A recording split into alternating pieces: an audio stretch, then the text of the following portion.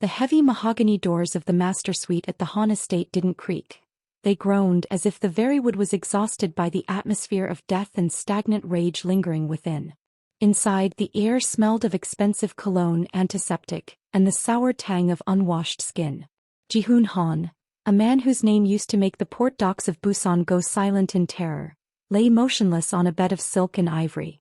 His eyes, once sharp enough to cut through the most complex lies, were now fixed on a single water stain on the ceiling. He was a prisoner in a body that had once been a temple of violence. A week ago he was the dragon of the East. Today he was a ghost that still breathed. Hello to my incredible viewers. It is so heartwarming to have you back with us for another deep dive into a story that proves light can find its way into the darkest of places. From the snowy peaks of Canada to the vibrant streets of Seoul. Where are you watching from today? Drop your location in the comments, I love reading them. If you haven't joined our family yet, please consider hitting that subscribe button. We pour our hearts into these stories and your support is what keeps the fire burning. Ji-hoon's jaw tightened, a tremor of frustration rippling through his paralyzed neck. Outside the door he heard the hushed, terrified whispers of the kitchen staff. "I'm not going in there," a voice hissed. The last doctor who tried to adjust his pillow got a look that could stop a heart. Paralyzed or not, he's still a monster. "He hasn't eaten in 2 days," another replied. "He refuses the nurses. He'll starve in that silk bed and frankly the city might be better for it." Ji-hoon closed his eyes. The humiliation was a physical weight heavier than the limbs he could no longer feel. He had been betrayed by his own blood, gunned down in a rain-slicked alley, and now he was being left to rot by the very people who used to bow until their foreheads hit the floor. He made a vow in the silence of his mind. If he ever regained his strength he would burn this house to the ground with everyone in it. But then the heavy door didn't groan. It clicked. A small rhythmic patter of footsteps, light, uneven and entirely too bold, approached the bed. It wasn't the heavy tread of a bodyguard or the clinical shuffle of a nurse. Ji-hoon strained his peripheral vision. A small girl no older than 7 stood by his bedside. She held a plastic bowl of steaming porridge, a wooden spoon clutched in her tiny fist. Her eyes weren't filled with the trembling fear he was used to. They were wide, clear and filled with a terrifyingly simple curiosity. "They said you were the big boss," she whispered, her voice like a bell in a graveyard. "But you look like you're just hungry." Ji-hoon tried to snarl, to bark a command that would send her running, but all that emerged was a pathetic dry rasp. The girl didn't flinch. She climbed onto the chair beside his bed, blew on a spoonful of rice and held it to his lips. "My name is Hannah," she said. "And I'm not scared of ghosts." In that moment the dragon of the East felt something far more dangerous than a bullet. He felt a spark of hope. Who was this child and why was she the only soul in a mansion of warriors brave enough to look him in the eye? The mansion was a mausoleum of cold marble and hollow loyalty, but within the confines of the master suite, the air felt thick with a different kind of tension. Hannah sat perched on the edge of the velvet chair, her small legs dangling, her focus entirely on the task at hand. She didn't see the scars that mapped Ji-hoon's chest or the cold, calculating darkness in his gaze. To her he was simply a puzzle to be solved, a man who had forgotten how to be human. Ji-hoon Han's life had been a series of calculated cruelties. Born into a world of concrete and shadows, his deepest motivation had always been the acquisition of absolute control. He feared nothing more than being at the mercy of others, a fear that had driven him to eliminate anyone who could potentially hold leverage over him. He had no wife, no children and no friends, only assets and liabilities. Now he was the ultimate liability, a king without a throne, watching a 7-year-old child meticulously blow on a spoonful of abalone porridge. Hannah was the daughter of Soo-jin Miller, the estate's newest head maid. Soo-jin was a woman of quiet, haunted beauty who had moved to the city to escape a past she never spoke about. She worked 3 jobs to keep Hannah in a good school, her life defined by a fierce, protective love for the girl. Soo-jin had warned Hannah never to go near the West Wing, describing it as a place where the boss was resting, but Hannah had always been a creature of irrepressible empathy. She had seen the trays of untouched food being brought back to the kitchen and heard the cruel jokes of the guards, and her heart, still soft and unblemished by the world, couldn't reconcile the monster they described with the man who lay so still. "You have to eat," Hannah said, her tone as firm as a schoolteacher's. My mommy says that when you don't eat your soul gets small. You don't want a small soul, do you? Ji-hoon watched her. He couldn't speak but his mind was a whirlwind. He recognized the name Miller. It wasn't a local name. He looked at the girl's features. There was something in the shape of her eyes, a certain stubborn set to her chin that felt hauntingly familiar, like a ghost from a decade ago when he was still a lieutenant in a smaller gang. Supporting the household was a cast of vultures. There was Victor Sullivan, Ji-hoon's second-in-command, a man with a smile as sharp as a razor and eyes that were already measuring the office for new furniture. Victor had been loyal for 15 years, but the moment the bullets hit Ji-hoon's spine, that loyalty had evaporated like mist. Then there was Nurse Elena Vance, a woman hired for her discretion, but who spent more time on her phone than checking Ji-hoon's vitals, assuming he was too far gone to notice her neglect. Hannah leaned closer, her face inches from his. I know you're mad, she whispered as if sharing a secret. It's okay to be mad. When I fell off the swings and scraped my knee, I was mad at the ground. But the ground didn't care. You shouldn't be mad at your legs. They're just sleeping. For the first time in his life, Ji-hoon felt a flicker of something other than rage. It was a strange, uncomfortable warmth. Empathy. This child was the only person in his vast empire who treated him like a person rather than a piece of furniture or a looming threat.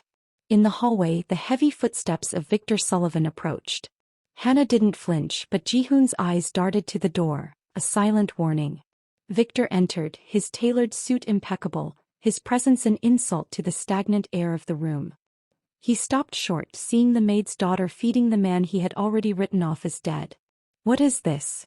Victor's voice was a low, dangerous purr. Who let this brat in here? Ji-hoon's eyes met Victor's. In that moment the power dynamic shifted. Victor saw that Ji-hoon wasn't just rotting, he was being cared for. And a cared for man is a man who might find the will to survive. Hannah stood up, holding the bowl protectively. He's eating, she said simply. And he's not a brat. He's Mr. Han. Victor's eyes narrowed, a hidden depth of malice flickering in them. He looked from the child to the paralyzed boss, and for a second the mask of the loyal soldier slipped. He knew a secret about the night of the attack.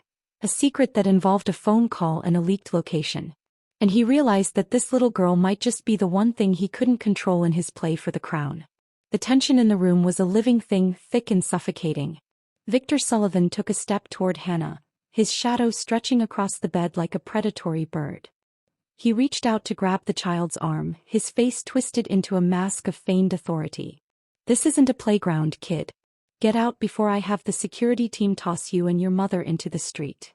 But before his fingers could close around her wrist, a sound cut through the room. It wasn't a voice, it was a sharp, guttural click of teeth. Ji-hoon Han had forced his jaw to snap shut, a sudden, violent movement that was the only weapon he possessed.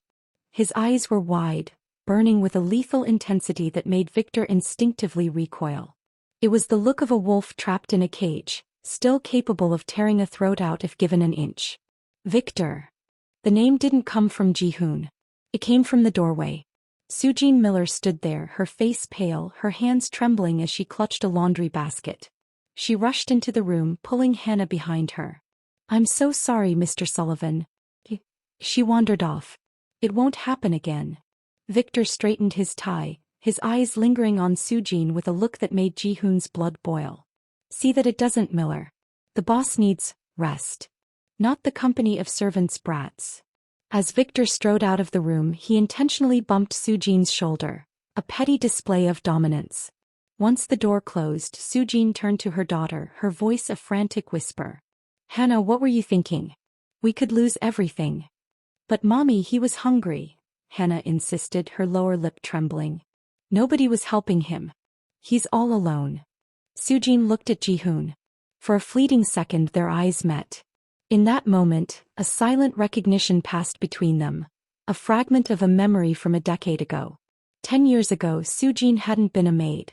She had been a waitress at a club Ji-hoon frequented, a woman he had once protected from a group of rowdy rivals. He had forgotten her face, but he hadn't forgotten the debt. And she hadn't forgotten the man who, for one night, had been her knight in a black suit. But the moment was shattered by a sudden, jarring sound.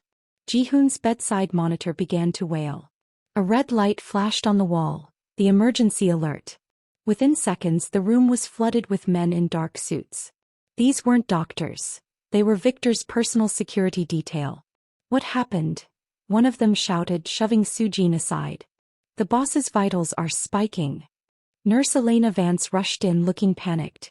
She looked at the tray of food Hannah had brought. Who fed him this? It wasn't on the approved list. This could be a poisoning attempt. Ji-hoon watched in silent agony as his world turned into a battlefield. He wasn't having a medical crisis. He was having a panic attack fueled by the realization that Victor was using this accident as a pretext to tighten the noose. "Clear the room," Victor shouted, reappearing in the fray. "The maid and the child are to be detained. I want that porridge tested. If there's so much as a grain of something suspicious, they'll answer to the syndicate." "No," Sujin cried, but the guards were already hauling her and Hannah toward the door. Hannah didn't cry. She looked back at Ji-hoon, her eyes wide and pleading. "Don't let them be mean, Mr. Han. Tell them I was just helping." Ji-hoon fought with every fiber of his being. He screamed inside his own head, a silent roar that demanded his limbs to move. "Move. Move, you useless meat." And then it happened. His left index finger twitched. It was a microscopic movement, barely a centimeter of travel, but it struck the metal bed rail with a faint clink. Victor stopped. He looked down at Ji-hoon's hand. The color drained from the younger man's face. A paralyzed man doesn't move. A man who moves is a man who can recover. And a man who recovers is a man who seeks revenge. "The boss is agitated," Victor said, his voice dropping to a low, murderous hiss. He turned to the guards. "Take the girl and the woman to the basement. I'll deal with them personally. Everyone else out. Now." The room cleared, leaving Victor alone with the paralyzed king. Victor leaned over the bed, his face inches from Ji-hoon's. "You think a little girl is going to save you, Ji-hoon?" Victor whispered. "The attack at the docks? That wasn't the rival gangs. It was me. I tipped off the shooters. I made sure they aimed for your spine. I wanted you alive so you could watch me take everything you built." He reached out and gripped Ji-hoon's throat, just enough to restrict his breathing. "If you move that finger again, I'll kill the girl in front of you. Do you understand?" Ji-hoon stared back, his vision blurring. He was a prisoner of his own body, watching his only source of light being dragged into the darkness. This was the inciting incident. The moment the war shifted from the streets to the very room he lay in. He wasn't just fighting for his life anymore. He was fighting for the child who saw a man where everyone else saw a monster. But as Victor pulled away, smiling triumphantly, he failed to notice one thing. Hannah had dropped something during the struggle. A small plastic toy, a glowing star. It lay under the bed, its faint light reflecting in Ji-hoon's eyes. The first major plot twist had been revealed. The betrayal was internal. The stakes were no longer just power. They were the lives of an innocent woman and child. And Ji-hoon Han, for the first time in his life, wasn't thinking about his empire. He was thinking about how to kill Victor Sullivan with nothing but a twitching finger. The mansion had become a fortress of whispers and cold iron. In the basement, the air was damp and smelled of old concrete, a stark contrast to the opulence above. Sujin Miller sat on a wooden crate, her arms wrapped tightly around Hannah. The room was a storage cellar, reinforced with a heavy steel door that Victor's men had locked with a chilling finality. "Mommy, why are we here?" Hannah whispered, her voice trembling but not breaking. "I just wanted to give him his soup." Sujin stroked her daughter's hair, her mind racing through every survival instinct she had honed during her years on the run. "I know, honey. Some people, they don't understand kindness. They think it's a trick." But Sujin knew the truth was far more lethal. She had seen the look in Victor Sullivan's eyes. It wasn't just anger. It was the frantic, cornered look of a man whose coup was being threatened by a child's innocence. She looked at the small, high window barred with rusted iron. He had to get Hannah out. She knew secrets about Ji-hoon Han that even Victor didn't know. Secrets about a hidden ledger buried in the foundations of the old Busan docks. A failsafe Ji-hoon had mentioned in a drunken moment of vulnerability years ago. Upstairs, the tension was a physical pressure. Victor had replaced the entire household staff with his own mercenaries. The mansion was no longer a home. It was a transition of power waiting to be finalized. In the master suite, Ji-hoon Han lay in the deafening silence of his own mind. Every second was an eternity of agony. But the agony wasn't in his spine anymore. It was in the rhythmic, agonizingly slow pulse of his left hand. Twitch. He was no longer trying to move his whole body. He was focusing every ounce of his legendary willpower, the same will that had allowed him to survive 3 assassination attempts and build a billion-dollar syndicate, into a single nerve ending. He visualized the electrical impulses as threads of fire, burning through the numbness, carving a path back to the world. The door opened. It wasn't Victor this time. It was Nurse Elena Vance. She looked frazzled, her makeup smudged. She checked the drip on his forebag, her hands shaking. "I didn't sign up for this," she muttered, not realizing Ji-hoon could hear every word. "Victor's going to kill them, isn't he? He's going to clear the house once the lawyers sign over the proxy. I should just leave. I should just run." Ji-hoon's eyes tracked her. He needed her. He needed a voice. He gathered the air in his lungs, pushing against the paralysis of his diaphragm. He needed to make a sound, not a rasp but a word. "Nah." The nurse froze. She slowly turned toward the bed, her face turning a ghostly shade of white. Mr. Han. Sue. Ji-hoon forced the words out, each syllable sounding like stones grinding together. Elena backed away, hitting the medicine cart. "You're speaking. Oh my God, you're speaking." "The girl," Ji-hoon gasped, his face turning purple from the effort. "Save the girl. Basement. Go." Before Elena could respond, the heavy thud of Victor's boots echoed in the hallway. Elena panicked. She grabbed a sedative from the cart and hid it in her pocket just as Victor walked in. "Status." Victor barked, not even looking at Ji-hoon. "Stable," Elena lied, her voice an octave too high. "Just adjusting his fluids." Victor walked to the window, looking out over the sprawling city he intended to rule. "The lawyers will be here in 4 hours. Once the power of attorney is signed, we move Ji-hoon to the private facility in the countryside. And the maid? Make sure the security team handles them quietly. No witnesses." Ji-hoon felt a surge of cold, calculated fury. He watched Elena's face.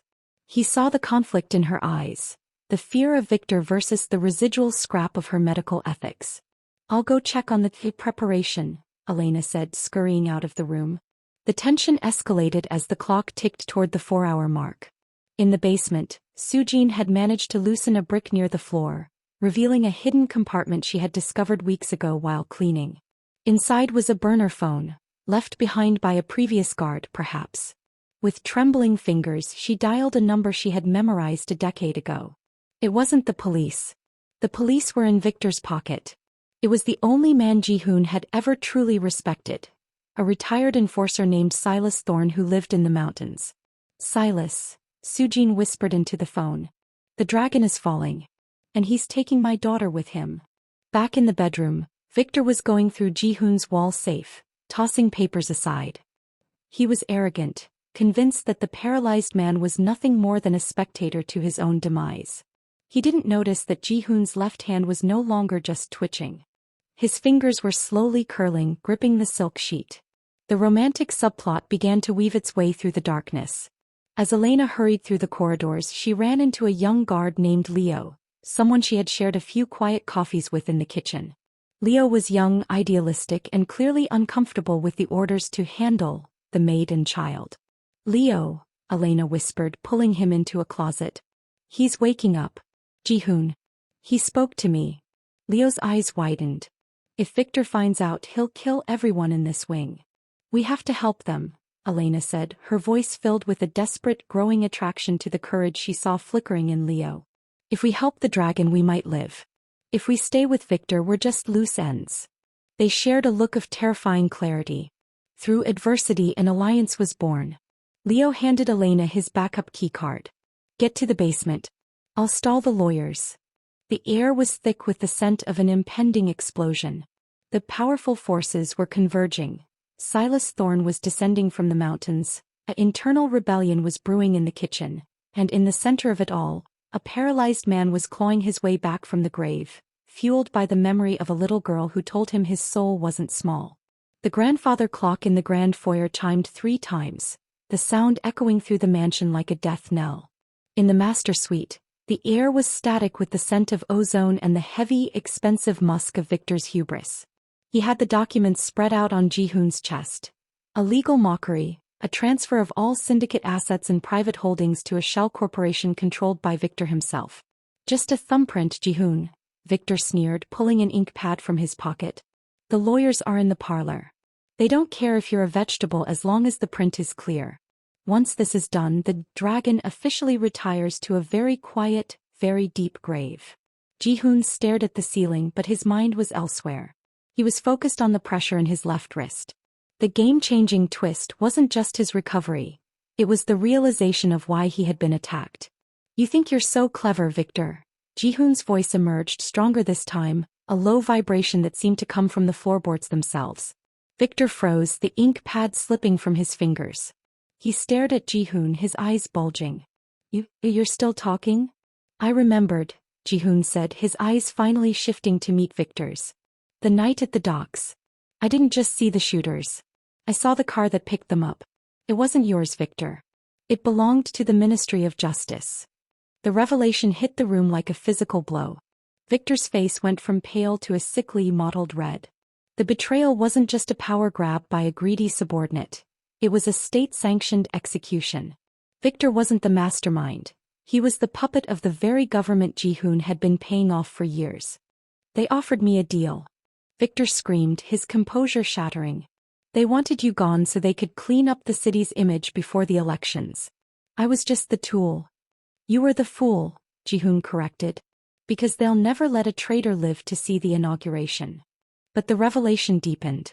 The door burst open and Elena Vance rushed in, her face streaked with tears and dirt. She wasn't alone. She was carrying a leather-bound journal she had snatched from Victor's private safe during the chaos in the halls. Mr. Han. Look at this, she cried, throwing the book onto the bed. The journal fell open to a page dated 7 years ago, the year Hannah was born. Ji-hoon's eyes scanned the frantic handwriting of his former mistress, a woman who had vanished shortly after telling him she was pregnant. He had assumed she had taken his money and fled. Instead, the journal revealed she had been paid off and threatened by Victor to disappear. The secret that completely shifted the story's direction. Hannah was not just the maid's daughter. She was Ji-hoon's daughter. The connection to his past, mentioned in the whispers of the mansion, was his own blood. The girl who had fed him when he was starving, who had looked at him without fear, was the heir to the Han Empire. Ji-hoon's heart didn't just beat, it roared. The paralysis that had held him captive for weeks was suddenly scorched away by a wildfire of paternal rage. He didn't just move a finger. He gripped the edge of the silk duvet, his knuckles turning white. My daughter, Ji-hoon breathed, the words carrying a weight of gold and iron. Victor saw the change. He saw the predator wake up. He drew a silenced pistol from his waistband, his hand shaking. It doesn't matter. You're still a cripple. And the girl is in the basement. I'll go down there right now and... You won't touch her, a new voice boomed. The window shattered as a flashbang grenade detonated, filling the room with white light and a deafening roar. Through the smoke, a figure descended on a rappelling line. It was Silas Thorne, the retired enforcer, looking like an avenging angel in tactical gear. He didn't wait for Victor to recover. He landed a kick that sent the younger man flying across the room, his head snapping against the mahogany wardrobe. But the victory was short-lived. Outside, sirens began to wail, not the police but the black SUVs of the ministry's clean-up crew. The stakes were raised to their highest point yet. Ji-hoon was no longer just fighting a traitor. He was at war with the state. And his daughter was still trapped in the belly of the beast. In the midst of the smoke, Ji-hoon felt a hand on his. It was Soo-jin. She had escaped the basement in the confusion, her clothes torn, her eyes fierce. I never told you, she whispered, her voice thick with shared vulnerability. I was afraid you'd turn her into what you are. But she has your heart, Ji-hoon. She saved you before she even knew you were her father. Ji-hoon reached out, his arm trembling with the effort of a month's worth of atrophy, and touched Soo-jin's face. The romantic connection, buried under a decade of silence and power, was reignited in the heat of the battle. Get her out, Ji-hoon commanded, his voice a steel blade. I'll hold them here. But as Soo-jin turned to run, a second explosion rocked the mansion. The ministry wasn't coming to arrest them. They were coming to level the house. The mansion, once a symbol of Ji-hoon Han's untouchable reign, had become a death trap of crumbling stone and choking smoke. The second explosion had ripped through the east wing, severing the main power lines and plunging the house into a terrifying, flickering dimness lit only by the orange lick of growing fires. Ji-hoon lay on the bed, his body a battlefield of returning sensation and agonizing weakness. He could feel his legs now, not as tools of movement but as heavy, throbbing weights of lead. Beside him, Silas Thorne was engaging in a desperate firefight at the bedroom door, his heavy-caliber handgun barking rhythmically against the relentless advance of the Ministry's tactical team. "We're pinned, Ji-hoon," Silas roared over the sound of shattering glass. "They've got the perimeter locked down with snipers. They're not taking prisoners. They're here to erase the Han name from the city records." But the physical danger paled in comparison to the emotional agony that followed. Soo-jin, who had been halfway to the door, was thrown back by the force of a breaching charge. She lay on the floor, dazed as black-clad operatives moved into the hallway. "Hannah." Soo-jin's voice was a broken sob. "They still have her." They moved her to the vault. The vault. Ji-hoon's blood ran cold. The vault was a reinforced room in the sub-basement, airtight and designed to withstand a nuclear blast. But it could only be opened from the outside using a biometric scan of Ji-hoon's own eye, or a remote kill code held by the Ministry. If they couldn't get to her in the next 10 minutes, the Ministry would trigger the fire suppression system, which would vent the oxygen to save the Syndicate's physical gold while suffocating anything living inside. "Separate them," a cold, synthesized voice commanded from the hallway. "Kill the enforcer. Bring the dragon's head. We don't need the body." Victor Sullivan, somehow still alive despite the earlier blow, crawled toward his discarded pistol. His face was a mask of gore and desperation. "I'll do it," he screamed, his voice cracking with madness. "I'll kill him. Just let me out of here." Victor fired wildly. A bullet grazed Silas's shoulder, forcing the old warrior to seek cover. Another round thudded into the mattress inches from Ji-hoon's hip. Ji-hoon felt a sense of utter, insurmountable hopelessness. He was a father who had just found his daughter, and he was going to watch her die through a security monitor. He looked at Soo-jin, who was crawling toward him, her hand reaching out in the dark. Their fingers met, but there was no strength in the grip. "I failed you," Ji-hoon whispered, the words tasting like ash. 10 years ago, and today. I built a world of walls and now they're falling on the only thing that matters." "No," Soo-jin gasped, clutching his hand. "You gave her a reason to be brave. She didn't come to that room because of the Mafia, Ji-hoon.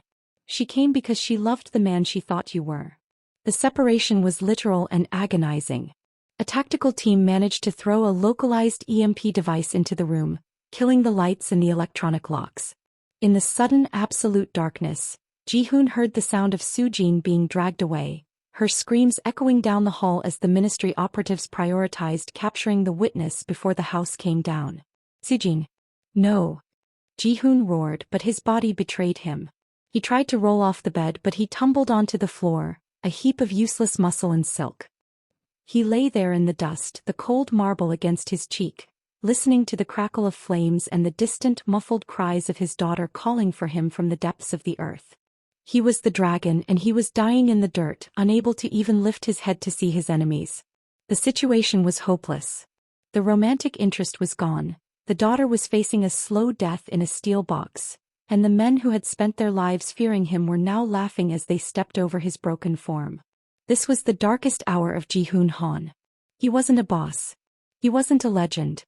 He was just a man alone in the dark, realizing that all the power in the world couldn't buy him a single second of his daughter's life. The darkness in the master suite was absolute, save for the flickering orange light of the fire eating through the door. Ji-hoon lay on the cold marble floor, the vibration of the Ministry's boots thumping through the stone into his ear. He felt the weight of his failure pressing down like the mountain of gold he had spent his life accumulating. But then he felt something else. A small, sharp pressure beneath his chest. He shifted his weight, a slow, agonizing roll, and realized he was lying on the plastic star Hannah had dropped. The toy's sharp edges dug into his skin, a physical reminder of the small hand that had fed him. As the plastic cracked under his weight, it emitted a tiny, pathetic beep and a flash of LED light. That spark was the catalyst. It wasn't just a toy, it was a beacon of clarity. Ji-hoon didn't pray to the gods he had long ago abandoned. He reached inward, past the severed nerves and the bruised ego, to the core of the man who had once survived a Busan winter with nothing but a switchblade and a hunger for respect. He realized that the ministry had made one fatal mistake. They had left him alive long enough to remember who he was. Silas, Ji-hoon whispered, his voice vibrating with a new, terrifying frequency. From behind the overturned mahogany desk, a battered Silas Thorne looked up. His tactical vest was shredded and he was down to his last magazine. "I'm here, Ji-hoon. But we're out of time. The vault vents in 4 minutes." "This medical cart," Ji-hoon gasped. "The adrenaline. In the black case." Silas understood instantly. He stayed low, crawling through the crossfire of the hallway as the ministry's team reloaded. He snatched the black emergency kit and slid back to Ji-hoon's side. He didn't wait for instructions.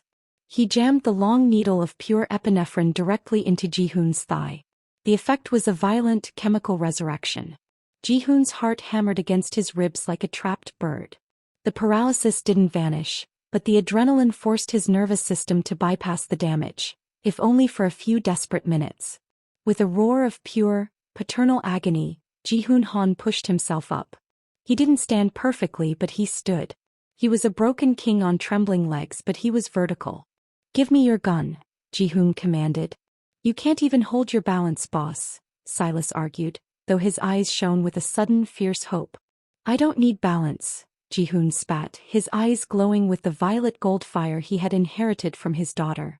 "I need a target." At that moment the door to the room didn't just open, it was kicked off its hinges. Victor Sullivan stood there, flanked by 2 ministry assassins. Victor's face was twisted in a smirk, believing he was about to execute a corpse. "Still trying to play the hero, Ji-hoon?" Victor sneered, raising his weapon. "The vault is sealed. Your daughter is breathing her last few liters of air. It's over." But Victor had forgotten the turning point of a man who has nothing left to lose. Ji-hoon didn't fire at Victor. He fired at the ceiling, specifically at the heavy ornate crystal chandelier that hung directly over the traitor. The massive fixture weighing half a ton tore loose from the weakened plaster. It crashed down with the force of a falling star, pinning Victor and his men under a mountain of shattered glass and jagged brass. "The key card," Ji-hoon rasped to Silas. "The vault override is on Victor's belt." As Silas moved to retrieve it, the secondary turning point arrived. The mansion's communication system crackled to life. It wasn't the ministry. It was Leo, the young guard, and Elena Vance. "Mr. Han, we've taken the security hub." Leo's voice echoed through the house. "We've jammed the ministry's remote kill codes. We can't open the vault from here, but we've reversed the ventilation. He has air. You have to get to the sub-basement now." Hope, long dead and buried, surged through the ruins of the mansion. The romantic interests, Elena and Leo, and the flickering flame between Ji-hoon and Soo-jin, became the fuel for the final push. "Silas, take Soo-jin," Ji-hoon ordered, leaning heavily on the wall but moving with a predatory grace that defied medical science. "I'm going for my daughter." He found his inner strength not in the power he had stolen, but in the love he had found. He realized the key to solving the conflict wasn't just killing the ministry agents. It was exposing them. He reached into his own bedside table, into a secret compartment even Victor hadn't found, and pulled out a small encrypted thumb drive. It contained every bribe, every dirty secret, and every assassination order the ministry had ever sent him. "This is the shield," Ji-hoon said, holding the drive. "And Hannah is the sword." The final confrontation was set. The dragon was awake, the reinforcements were in place, and the path to the vault was clear. The descent into the sub-basement felt like a journey into the bowels of hell itself. The air was thick with the gray, swirling dust of pulverized concrete and the acrid stench of electrical fires. Ji-hoon moved with a mechanical, agonizing determination, his body fueled by a chemical cocktail of adrenaline and the primal protective instinct of a father.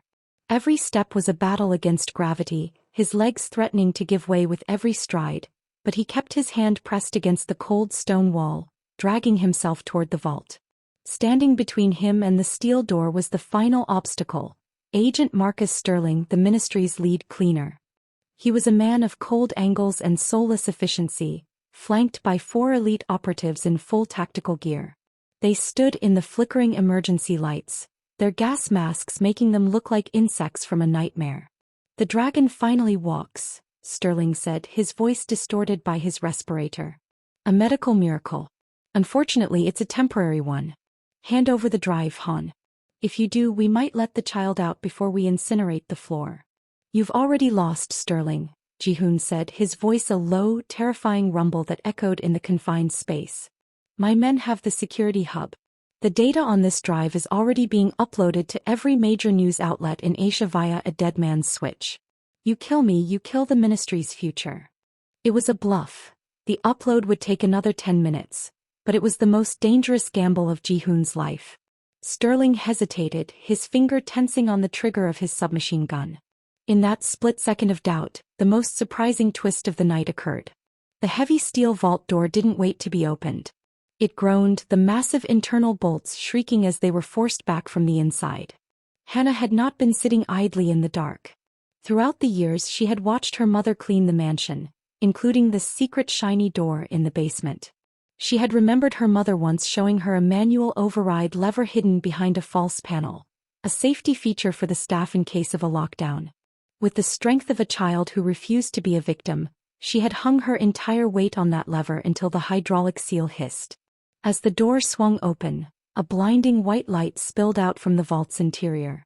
Hannah stood there, small and defiant, holding a heavy silver trophy she had found inside, a gift to Ji-hoon from a decade ago. "Get away from my daddy," she screamed, and with a precision born of pure adrenaline, she hurled the heavy object at Sterling. The distraction was all Ji-hoon needed. He didn't fire his weapon. He used his final surge of strength to lunge at the primary gas line running along the ceiling. With a single well-placed shot from Silas's heavy pistol, the pipe ruptured. A jet of pressurized gas hissed into the corridor. "Silas! Now!" Ji-hoon roared. From the shadows of the stairwell, Silas Thorne and Leo opened fire, not at the agents but at the light fixtures. The sparks ignited the gas, creating a wall of localized fire that separated the tactical team from the vault. In the chaos, Ji-hoon reached the vault door. He scooped Hannah into his arms, his body finally screaming in protest at the weight, but his soul feeling lighter than it had in decades. "I've got you," he whispered into her hair, the heat of the fire singeing his silk pajamas. "I've got you, Hannah." The climax reached its peak as the ministry agents, blinded by the fire and confused by the dead man's switch threat, began to retreat toward the extraction point. But Ji-hoon wasn't finished. He looked at Sterling through the flames. "Tell your masters," Ji-hoon shouted over the roar of the fire. "The Han Syndicate is dead. But the Han family is just beginning." He activated the vault's emergency seal from the outside, locking the ministry agents in the burning corridor while he, Hannah and Soo-jin, who had just reached the subbasement with Leo, were shielded behind the foot-thick steel of the vault. Inside the safety of the bunker, surrounded by millions in gold and the wreckage of his former life, Ji-hoon Han collapsed. But he didn't fall as a paralyzed victim. He fell onto his knees, pulling Soo-jin and Hannah into a crushing, tearful embrace. Justice had been served not through the law, but through the sheer, unyielding power of a father's redemption. The dragon had burnt his empire to the ground to save his heart. The morning sun rose over the Busan coastline, casting a shimmering, peaceful light over a modest beach house tucked away from the prying eyes of the city. The air here didn't smell of smoke or cold marble. It smelled of salt, wild jasmine, and the promise of a quiet life. There were no black SUVs in the driveway and no men in suits standing guard at the perimeter. The only sound was the rhythmic lulling of the tide against the shore. On the wooden porch, Ji-hoon Han sat in a comfortable chair. He wasn't lying flat on his back, staring at a water-stained ceiling. He was upright, his legs covered by a warm wool blanket, his hands resting steadily on the armrests. The medical experts had called his recovery a neurological anomaly, but Ji-hoon knew better. He hadn't been healed by medicine. He had been pulled back to life by the tiny, insistent hand of a girl who refused to let him fade. He still walked with a cane and his movements were slow, but the cold, predatory sharpness in his eyes had been replaced by a profound, grounded calm. He had officially died in the eyes of the world. The fire at the mansion had been so absolute that the ministry had been forced to declare him a casualty of a gas leak, a lie that suited both parties perfectly. The Han Syndicate was a ghost of the past, its accounts drained and its secrets buried. "Daddy, look. I found a blue one." Hannah came racing across the sand, her face glowing with a joy that was infectious. She held up a smooth piece of sea glass, translucent and perfect in the morning light. She didn't see a mafia boss or a legend of the underworld. She saw her father, the man who took her to the park and listened to her stories about school. "It's beautiful, Hannah," Ji-hoon said, his voice deep and resonant. He reached out and took the glass, his fingers strong and sure. "Almost as bright as the star you gave me." Soo-jin emerged from the house, carrying 2 cups of steaming coffee. She looked younger, the shadows of fear and exhaustion finally erased from her features. She sat beside Ji-hoon, her shoulder brushing against his, a silent testament to the bond that had been forged in the fire. They didn't talk about the syndicate or the ministry anymore. They talked about the garden they were planting and the school play Hannah was rehearsing for. "Silas called," Soo-jin said softly, her hand finding Ji-hoon's. "He and Elena are settled in the north. Leo is working at the docks, legitimately this time. They're safe, Ji-hoon. Everyone is safe." Ji-hoon squeezed her hand, a sense of fulfillment washing over him that no amount of power or money had ever provided. He had spent his life building a fortress of fear, only to realize that a home is built of something far more resilient. The betrayal of Victor Sullivan and the corruption of the ministry were distant echoes now. The redemption was complete. Ji-hoon had lost his empire, his mansion and his reputation, but in the wreckage he had found his soul. He looked at Soo-jin and Hannah, the 2 people who had seen the man behind the monster, and he realized that he was finally, truly, a king. The story that had begun with a paralyzed man starving in a room of silk ended with a family laughing on a beach of gold. The walls he had built around his heart had been cracked by a child's kindness and eventually torn down by a father's love. As the sun climbed higher into the sky, Ji-hoon Han stood up, leaning lightly on his cane and walked toward the water with his daughter. The dragon was gone. The father had arrived. And for the first time in his life, the future didn't look like a battlefield. It looked like home. Thank you so much for joining us for this emotional journey of power, betrayal, and the ultimate redemption. Stories like this remind us that no matter how far someone has fallen, a single act of pure kindness can change the course of destiny. If you were moved by Hannah's courage and Ji-hoon's transformation, please leave a comment below. Do you believe everyone deserves a second chance? Don't forget to subscribe to our channel and hit the notification bell so you never miss another heart-stirring tale. From all of us here, thank you for watching and we'll see you in the next story.